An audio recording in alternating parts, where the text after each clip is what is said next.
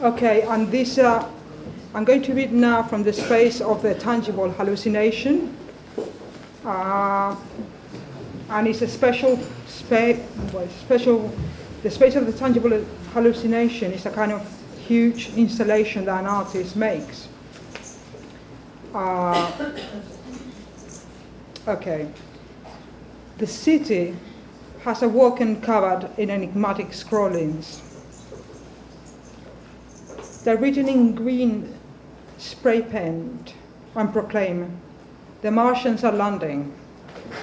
And John Lennon was writing Imagine. Weird. This is the city where my girlfriends live. Another bit of graffiti heralds. The Martians are going to save us from economic, environmental, and spiritual disasters. I laugh to myself. Some lunatic or some organized tribe of lunatics has spent all night writing graffiti on any bare wall that hasn't been fired yet. I'm the city's most original androgynous die-cat. It's 6 in the morning, and I'm now on my way home, disorientated by the hangover and omnipresent graffiti. Before going home, I have coffee and toast for breakfast in a sad cafe with seats exquisitely upholstered in transparent plastic so they don't get ruined. They must surely have been covered in plastic by the practical-looking woman behind the counter, spreading industrial margarine on sliced bread, who is instantly my girlfriend. It's strange going to bed when most people get up, always back to front.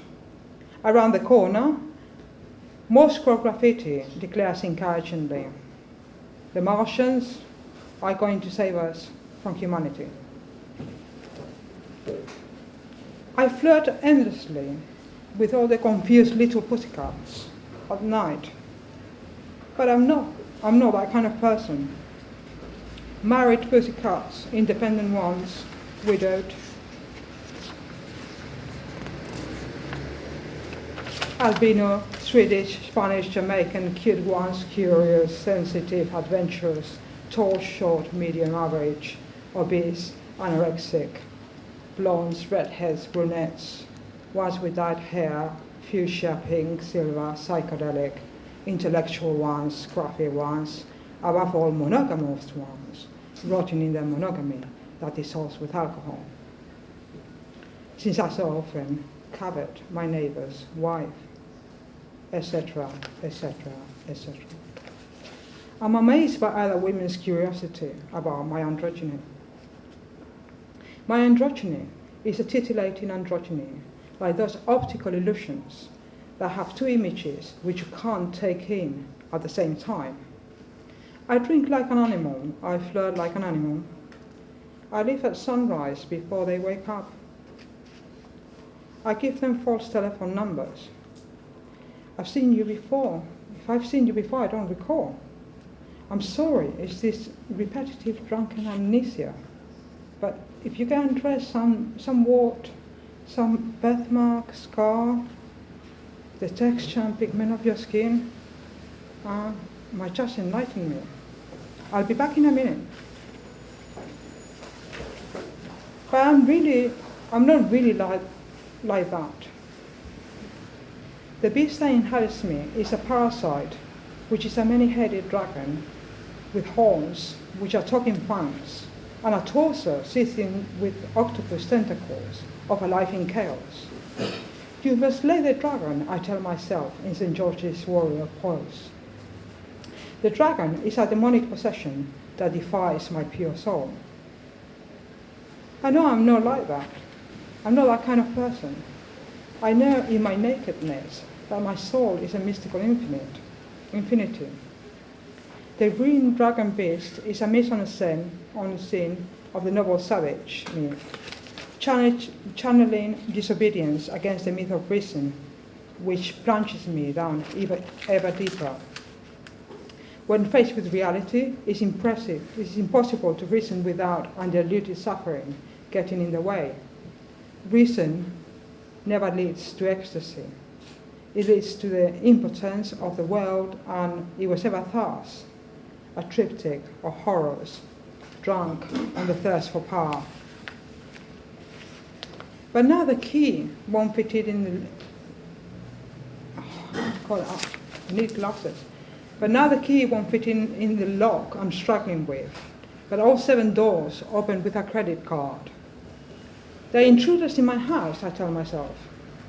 Ella is sleeping, and I lie down beside her in a clumsy attempt at silence that doesn't wake her, but makes her turn, taking the duvet and her long red hair with her to the very edge of the bed. The bed moves. The bloody bed always... The bloody bed always shakes seismically. Legless and clammy, at first light, I toss and turn to flee from the phantoms that bombard me in the darkness. And there's a horrible bit here, from these phantoms, and they tell her that, she's alone, and that her lover, Ella, is going to become very depressed. So I try to get up to splash my face with cold water, but I slip into the whirl of hypnagogic imagery that leads to deep sleep. Ella, Barbie, Margot, Poppy, Eva, Suzanne. At midday, I spring up like a fake ear, suddenly sensitized to pain. I won't mention anything to Ella. Sometimes Ella says nothing for the entire day, just as she's now, sitting in front of the window, her gaze lost in the opaque wall of ivy. I know my harem worries her. I know she won't say anything, but she still goes through my trouser pockets, looking for young maidens' phone numbers. I know she puts them in the wash deliberately to raise the numbers. To settle the matter, I tell her, je t'adore, but errare humanum est, to err is human. Ella Lynch, my adorable grey-eyed creature with the long red hair, is the only creature that hypnotizes me. I believe Ella Lynch is the foremost painter of the 20th century. Her art contains a universal quality, a quality that embodies the spirit of the times, a human dimension, and is open-ended enough to let the viewer project their own desires for meaning and identification. I run around after her like a slave. I take care of the practical side of our lives, a little like the wives and mothers of past geniuses did and still do, so that the geniuses wouldn't have to disturb their brilliance with the menial chores that plague life with hollow hours. Because it's degrading for a genius to do the washing up, scrub the toilet bowl, take the rubbish out, since an aquila non capit muscas. This domestic slavery comes at a price, like everything in life. I demand unlimited polygamous freedom. Ella's work has been brought into being with every one of her corpuscles, and with her soul, sweat, tears, kidneys, arteries, and solar plexus too. She's lived her whole life according to her work, according to art, and the museum from which she's absent. That's why she's built a museum, her own museum. A museum showing nothing but her work. A museum that sings of her exploits. The museum is her home, and her life a work of art. Her tears are a work of art. Her tears bear witness to the pain of being the foremost painter of the 20th century. Ella paints ontological landscapes of women who have sheer animal essence. Tableaus of menacing female dwarfs and powerful girls with deadly gazes. Shady housewives serving poisoned soups to the husbands. and paranoid women surrounded by their bitter families. Hunted witches who turn their hunters into crickets, and other little insects about to be squished by unisex wanderers. She paints, and she just doesn't know what to paint anymore. She's painted the same subjects for years. She's filled up the house cum museum with strange spirits. And now she started to think that she might have made a mistake. That actually, this isn't what she wanted to paint all along, or what she wants to paint now. And then I jump a little bit. Desire comes in little clusters, and I need to uphold an interplanetary relationship with the whole universe for my own well-being. Barbie, Poppy, Eva, Marga, Ella. I observe her from my hangover space. Ella Lynch is Ella Lynch.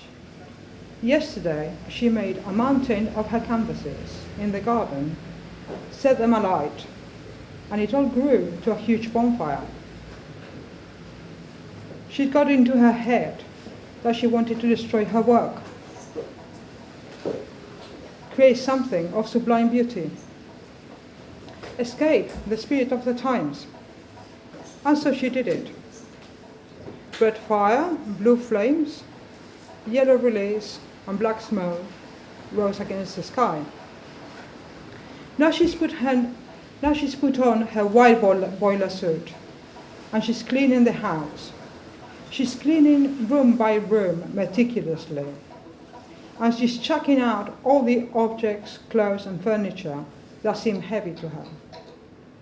All out. Anything that isn't light of substance, out. Every color except white, out. When she closes her eyes, she can visualize the space of her dreams. She'll throw her past out of the window. She'll clean the house until germs are an impossibility. And she'll paint it white to wipe out the tracks of evil spirits. She'll paint everything hyper-brilliant white, a white that dazzles, iridescent. Hyper-brilliant white walls, the wooden floor, hyper-brilliant white, the furniture, hyper-brilliant white, white sheets, iridescent white. And from this day forward, she'll dress only in white. She'll turn her sandcastle, which is a museum, into a tangible hallucination. This space will be a magic blank slate, a magic eye. The impossibility of starting again from scratch is one of the great misfortunes of mankind.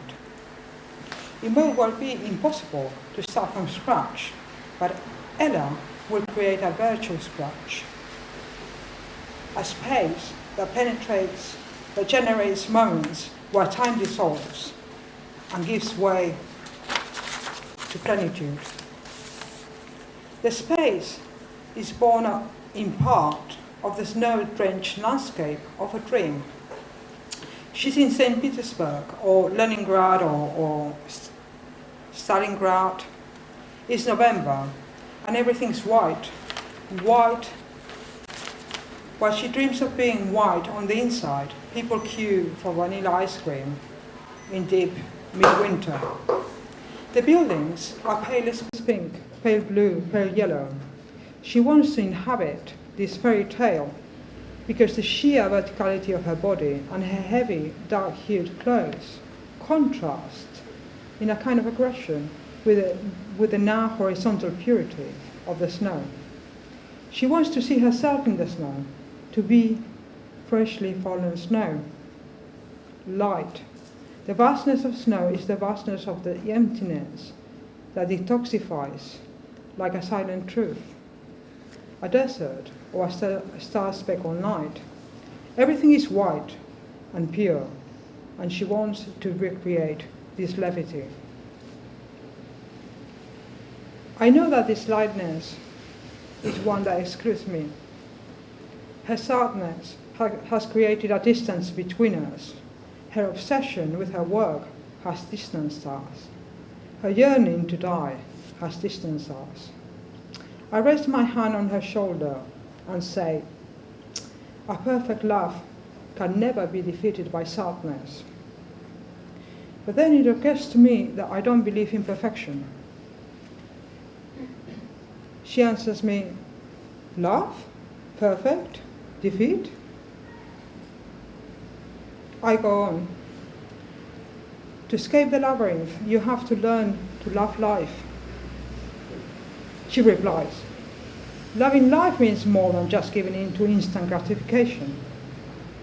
And it has to be loved with all its underlying darkness. I argue, if you were to determine the next step you are taking in your work, you ignored my dalliances, like you always have. She reveals, I already have. I'm going to build the space of the tangible hallucination. Adding, theoretically, I adore your polygamy, but in practice, I detest it. Some things die alone on their own accord. Others have to be killed. You have to leave 108 Pandora Road. I'm giving you 2 weeks to get out. You'll forget me, just as everything gets forgotten. And the story carries on, and the narrator complains that Ella doesn't accept her pantheism. So this is just a little bit about the narrator and Ella. Oops.